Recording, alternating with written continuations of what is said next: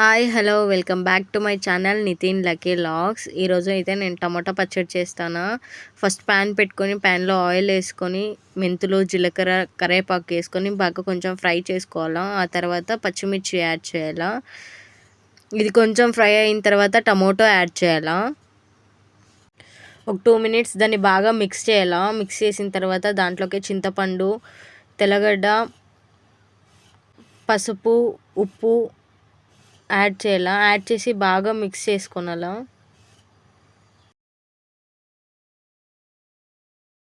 కలుపుకుంటూ lid close చేసుకోవాలా. మాడుకున్నట్లు చూసుకోనాలా. మాడితే taste వేరే అయిపోతుంది. ఓపెన్ చేస్తూ చూస్తూ మిక్స్ చేసుకుంటూ ఉండాలా.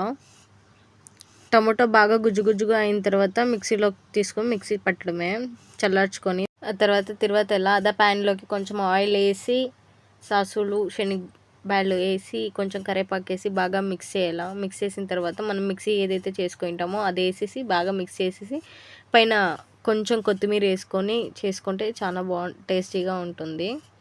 వీడియో కనుక మీకు నచ్చినట్లయితే like, share and subscribe. Thanks for watching.